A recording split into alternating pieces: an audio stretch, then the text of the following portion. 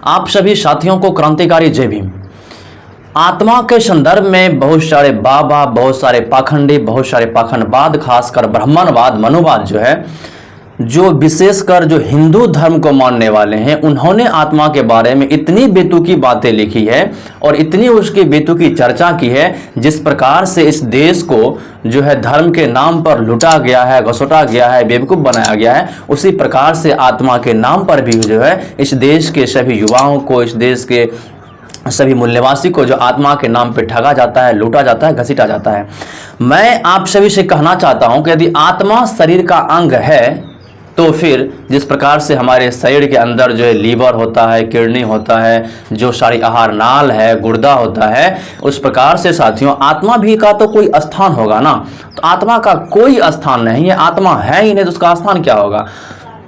बहुत सारे वैज्ञानिक और बहुत सारे ज्ञानियों का कहना है कि आत्मा है ही नहीं। बहुत सारे वैज्ञानिक का मानना है यदि आत्मा है तो आप खुद सोच सकते हैं, वैज्ञानिक लोग या जो भी डॉक्टर हैं, जो डॉक्टर जो ऑपरेशन करते हैं किसी भी मरीज का, किसी पेशेंट का, यदि उसके अंदर आत्मा है तो जो डॉक्टर जो है व्यक्ति का जो है पूरे शरीर का ऑपरेशन कर देता है। यदि आत्मा रहता तो डॉक्टर जरूर ना जरूर बताता आपको कि हाँ शरीर के इस भाग में आत्मा है, आत्मा भी शरीर का एक अंग है, आत्मा भी शरीर का एक हिस्सा है। लेकिन ऐसा कुछ नहीं है। तो मनुष्य के जीवन में आखिर है क्या? मनुष्य के जीवन में क्या है? जन्म है, जन्म के बाद जो है उसके साथ जो उसका कार्य है, जो बौद्धिकता के साथ अपने बुद्धि के साथ अपना जीवन जीता है, और जीवन जीने के बाद जो है किसी कारणवश उसकी मृत्यु हो जाती है। और मृत्यु होने के बाद जो साथियों उसे क्या किया जाता है? या तो दफना दिया जाता है या तो उसे जला दिया जाता है। यदि आत्मा होती तो साथियों फिर आत्मा के बारे में भी हम लोग जानते, पता चलता कहाँ है, किस प्रकार से है। आत्मा यदि है तो आत्मा कहता है कि विलुप्त हो जाता है और बचा हुआ शरीर मृत है, उसे जला दिया जाता है या दफना दिया जाता है। तो बताइए आखिर आत्मा गया कहाँ?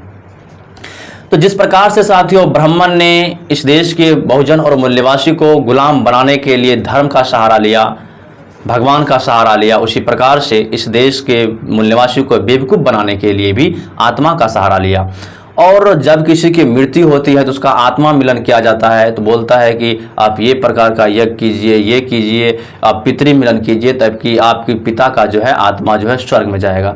यदि आत्मा स्वर्ग में जाती है या आत्मा नरक में जाती है, शरीर तो यहीं का यहीं पर रह जाता है, मृत व्यक्ति तो देख नहीं सकता है और जो जिंदा है वह स्वर्ग जा नहीं सकता है। तो फिर आत्मा का वर्णन क्यों किया गया है? साथियों मनुष्य के शरीर था, उसके अंगों के बारे में बहुत जगह चर्चा की गई, लेकिन उसी प्रकार से जो है आत्मा के बारे में भी जो चर्चा की गई है। यहाँ तक ही नहीं साथियों, इस देश में जो भी इस्लाम या ईसाई धर्म है वो भी आत्मा को नहीं मानते हैं। यहाँ तक कि जो बौद्ध धर्म है, जो भगवान बुद्ध का कहना है, भगवान बुद्ध तो आत्मा को मानना तो छोड़ दीजिए, आत्मा की जो अस्तित्व होता है उसी को नकार देता है कि आत्मा है ही नहीं, ना तो आत्मा है ना परमात्मा है। तो हम आप लोगों से कहते हैं कि आप लोग जो है इस प्रकार से जो अपनी ज़िंदगी में उलझे हुए हैं, इन सभी पाखंडवाद मनोवाद से आप दूर हटिए, तभी आपकी ज़िंदगी सुख में होगी। साथियों आप खुद पढ़े लिखे इस पर विचार मंथन चिंतन कर सकते हैं। तो इन वीडियो में हम लोग साथियों देखेंगे आत्मा आखिर है तो क्या है, किस प्रकार से कहाँ निवास करते हैं, आखिर आत्मा क्यों है, आत्मा की साजिश जो रचने की साजिश क्यों की गई है। आपको पता है ब्राह्मण जो है साजिश जो है रचना रचने में तो है एकदम माहिर होता है। उसी प्रकार से उन्होंने धर्म का सहारा लेते हुए उन्होंने आत्मा की रचना किया है। इन सही बातों की चर्चा हम लोग इस वीडियो में करने वाले हैं। मनुष्य के शरीर उसके अंगों के बारे में चर्चा करते समय आपने देखा कि उसमें आत्मा के उल्लेख की कतई आवश्यकता नहीं है। यदि हम लोग किसी भी मनुष्य के शरीर के बारे में यदि चर्चा करते हैं, अंग के बारे में चर्चा करते हैं, उसमें आत्मा जो है उसको जो आत्मा का उल्लेख जो कतई जो आवश्यक नहीं है। मानव शरीर में जो भी पाया गया था उसके बारे में बताया जा चुका है। मानव के शरीर में जो भी बातें बताई गई है वह उस जो है सभी को बता दिया गया है। शरीर के अंगों को देखा और अनुभव किया जा सकता है। शरीर का जो अंग है उसे हम लोग देख सकते हैं और उसे अनुभव कर सकते हैं। शरीर के बारे में भली भांति जानने समझने में हमारे अनुभव ने हमारी मदद की थी, और शरीर के बारे में भली भांति जानने के लिए समझने के लिए हमारी शरीर जो है और हमारी मन जो है और हमारी समझ जो है एक अनुभव के आधार से हमारी मदद की थी। प्राप्त निष्कर्ष हमारे विवेक बुद्धि को भी स्वीकार थे साथियों, प्राप्त निष्कर्ष जो हमारी बुद्धि और विवेक को भी स्वीकारते थे, परंतु जब हम आत्मा पर विचार करने बैठते हैं तो उसे हम ना देख पाते हैं और ना ही छू सकते हैं। लेकिन जब जब हम लोग आत्मा पर विचार करने के लिए बैठते हैं या सोचते हैं, ना तो हम लोग उसे छू सकते हैं और ना ही उसे देख सकते हैं। हमें उसका कोई अनुभव नहीं है। आत्मा का अनुभव जो है हम लोगों को कतई नहीं है। इसलिए जहां तक ज्ञान का संबंध है, हम आत्मा के बारे में कुछ भी जुटाने में नाकाम सिद्ध होते हैं। और जहां तक ज्ञान की बात है, तर्क की बात है, तो हम लोग आत्मा के बारे में जो कुछ भी जुटाने के लिए असमर्थ हो जाते हैं। सीधे तौर पर आत्मा का अस्तित्व अंध आस्था और जड़ विचारशीलता पर निर्भर है साथियों। सीधी तौर पे हम आपको बता सकते हैं, आप खुद कह सकते हैं कि आत्मा का जो अस्तित्व है वह अंध आस्था है। मतलब कि अंध भक्ति की आस्था है। उसे आंख बंद कर, आंख मूंद कर लोग विश्वास करता है। यदि कोई पाखंडी ही होगा, मनोवाद ही होगा, तो उसके आत्मा को जो है उसके ऊपर निर्भर रहेगा, उसका अस्तित्व को जो है वह स्वीकारेगा। मानवीय विवेक अथवा उसके अनुभव का आत्मा के बारे में कोई योगदान नहीं है। मानवीय विवेक, मानव का जो विवेक है और उसके अनुभव का जो अस्तित्व है, उसके बारे में यदि आप सोचते हैं तो आत्मा का कोई उल्लेख या कोई योगदान नहीं किया गया है। फिर आत्मा क्या है जब इसका उल्लेख नहीं किया गया है? हमारे जीवन में आत्मा का कोई योगदान ही नहीं है, फिर इसका उल्लेख क्यों किया गया है? यह इतनी ही काल्पनिक रचना है जितना कि ईश्वर। इसका उल्लेख इस प्रकार से किया गया है, यह इतनी काल्पनिक रचना है आत्मा कि जितना जो ईश्वर एक काल्पनिक है। ईश्वर की ना तो कोई आकृति है ना ही छवि। जिस प्रकार से ईश्वर की ना तो कोई आकृति है और ना ही किसी प्रकार की छवि है, आत्मा भी ऐसी ही है। जिस प्रकार से आत्मा काल्पनिक है, उसी प्रकार से जो है धर्म भी काल्पनिक है, ईश्वर भी काल्पनिक है। उसी प्रकार से जो ब्राह्मण इसे अपने मनगढ़ंत से रच दिया है। ईश्वर ना तो दृश्यमान है, ना उसे स्पर्श किया जा सकता है। ईश्वर ना तो साथियों जो है दृश्यमान है, नहीं हम उसको देख सकते हैं और नहीं उसे हम स्पर्श कर सकते हैं। आत्मा के बारे में भी यही सच है और आत्मा के बारे में भी यही सच है, ना तो हम उसे छू सकते हैं ना ही उसे हम देख सकते हैं। ईश्वर की कोई निश्चित देह, यष्टि या अंग अथवा अवयव जैसे कि आंखें, नाक, कान, मुंह, हाथ आदि नहीं है। साथियों, ईश्वर की कोई निश्चित देह, यष्टि या अंग अथवा उसका जो अवयव जैसे आंख, कान, नाक, मुंह, गले, पैर, हाथ, गर्दन, ऐसा कुछ भी नहीं है। आत्मा की भी यही स्थिति है। आत्मा की भी साथियों यही स्थिति है। उसका भी कोई आंख, कान, नाक किसी प्रकार का पहचान योग्य नहीं है।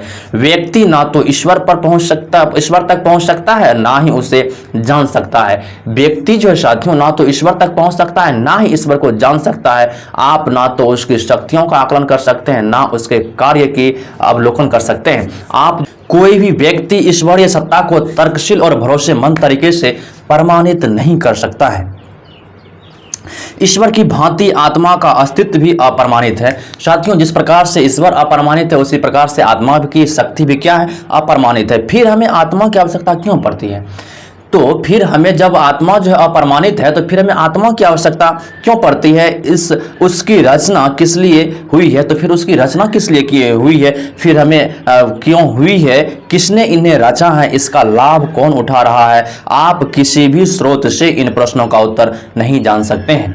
तो फिर साथियों, जब आत्मा जो है आत्मा अप्रमाणित है, तो फिर इसकी उत्पत्ति कैसे हुई? इसकी आवश्यकता क्यों पड़ी? आत्मा को किसने रचा और किस लिए रचा? इन सभी बातों का या इन सभी प्रश्नों का उत्तर जो है नहीं जान सकते हैं। आपको सीधे तौर पर यह विश्वास करना होगा कि ऐसा कुछ नहीं है जिससे आत्मा की संज्ञा दी जा सके। आपको सीधे तौर पे यह विश्वास करना है कि ऐसा कुछ नहीं है जिससे हम लोग आत्मा की संज्ञा दे सकते हैं। आत्मा कुछ ऐसी चीज है जिसका ना तो परीक्षण किया जा सकता है और ना ही जांचा परखा जा सकता है। आत्मा एक ऐसी चीज है जिसे ना तो उसका परीक्षण किया जा सकता है, ना ही उसे जांचा और परखा जा सकता है।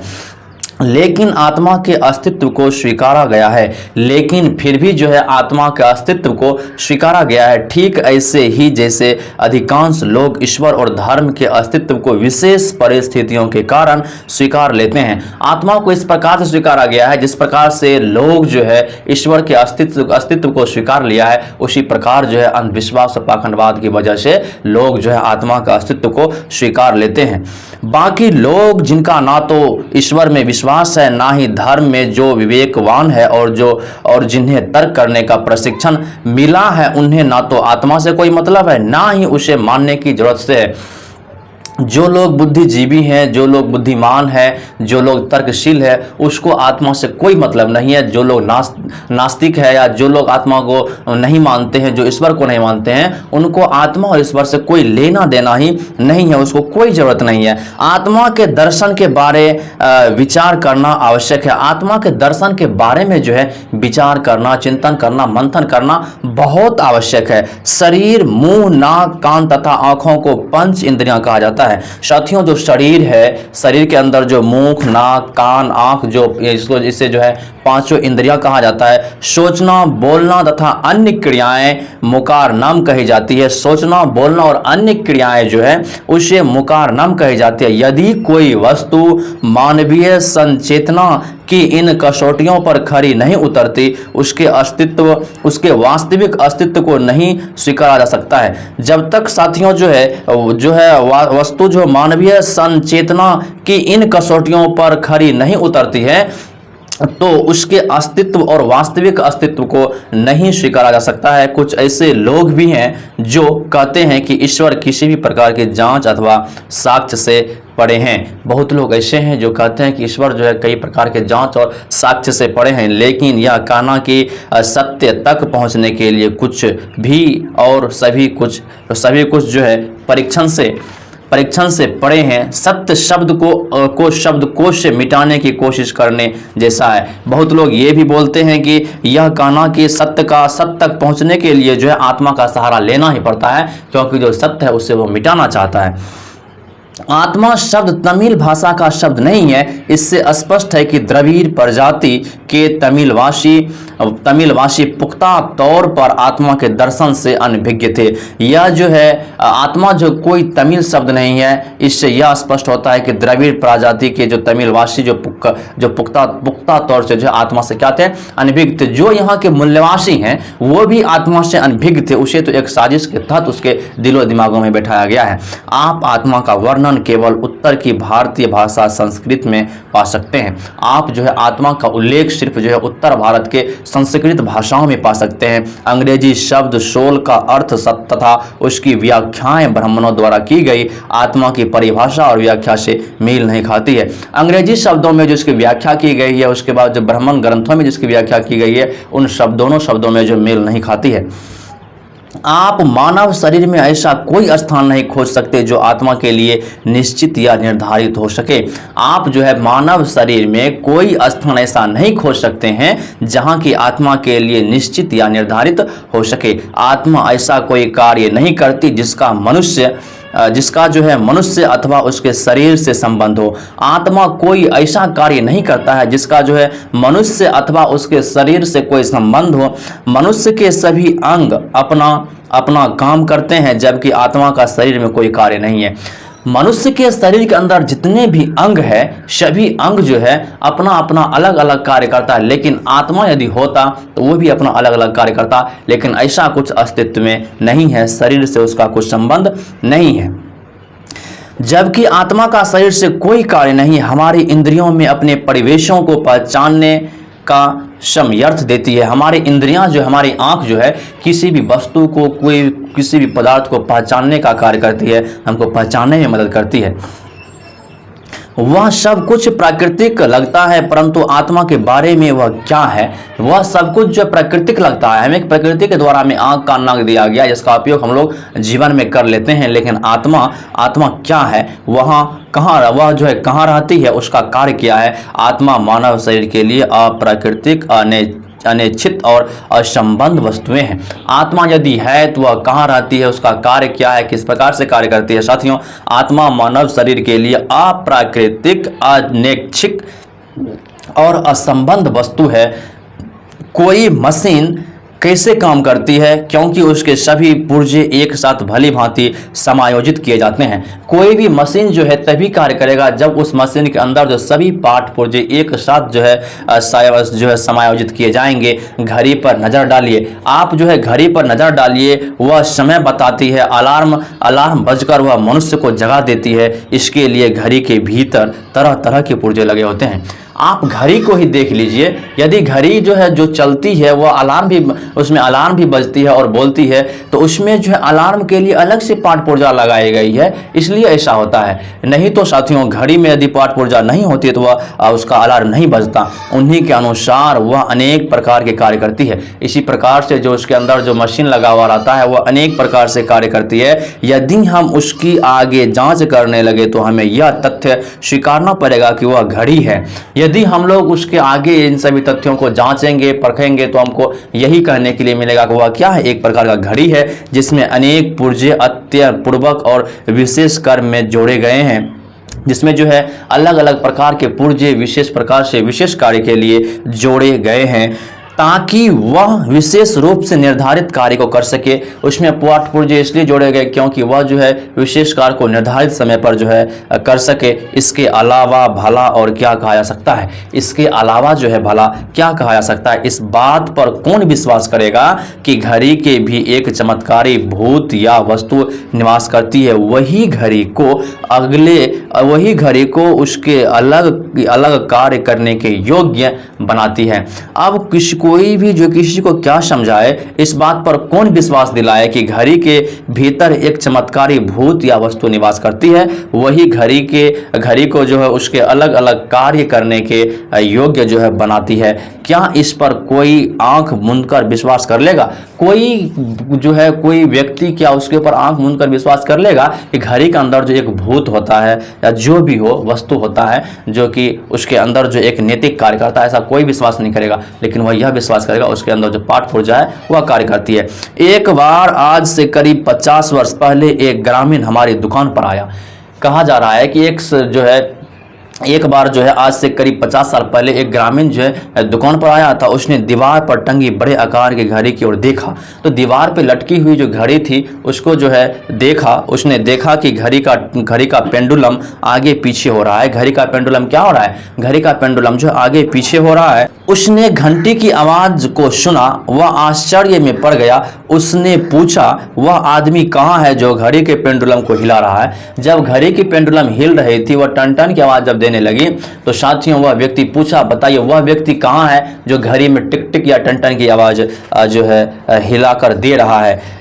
वह जानना चाहता था कि वह आदमी कहाँ है जो घंटी बजाकर आवाज निकाल रहा है। मैंने मजाक में कहा कि दीवार के पीछे मौजूद एक आदमी ही सब कुछ कर रहा है। मेरी बात पर विश्वास कर वह प्रेमी प्रशंसा करने लगा, आप भगवान हैं बड़े महाराज, आप अनेक लोगों को नौकरी पर रख सकते हैं।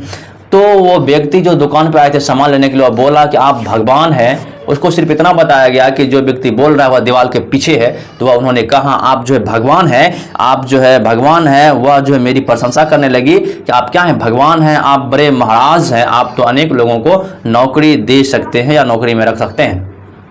उस ग्रामीण को मैं भला क्या जवाब देता, यह स्पष्ट करना आवश्यक है कि केवल वही लोग जिनकी मनोरचना उस ग्रामीण जैसी है ईश्वर, धर्म और आत्मा पर भरोसा कर सकते हैं। अब हम उसको क्या जवाब दे सकते हैं, उसको क्या समझा सकते हैं जिसकी जो है इच्छा शक्ति जो है, जो ग्रामीण थे वह ईश्वर और धर्म पर जो है उसका जो आत्मा और भरोसा टिका हुआ है। इसके अलावा उन पर विश्वास करने का कोई और ठोस कारण नहीं है। उसके कारण जो उसके ऊपर विश्वास करने का कोई ठोस कारण नहीं है। आप ऐसी अनेक मशीनों को देखते हैं तो देखते हैं जो आश्चर्यजनक कार्य करती है, जिन्हें करना मनुष्य के सामर्थ्य से परे हैं। आप जो इस प्रकार से अनेकों मशीनें जिसे आप देखते होंगे कि जो कार्य मनुष्य नहीं कर सकता है वह कार्य मशीन के द्वारा किया जाता है। उन मशीनों में ऐसी आत्मा जैसी कोई वस्तु नहीं है जिसे मनुष्य की गौरवशाली संपदा माना जाता है, और उस मशीन में कोई आत्मा जैसी कोई चीज, कोई वस्तु नहीं है जिसे मनुष्य की गौरवशाली संपदा को जो है माना जाता है। तो साथियों आगे की वीडियो हम लोग देखेंगे कि इस्लाम और बौद्ध धर्म, उसके बाद जो ईसाई है वह जो आत्मा का अस्तित्व को बिल्कुल नकार देता है, वह मानता ही नहीं है, क्योंकि वीडियो बहुत लंबी हो जाएगी। मिलते हैं फिर नेक्स्ट वीडियो में। जय भीम, जय श्री राम, जय हिंद, जय मूल्यवासी।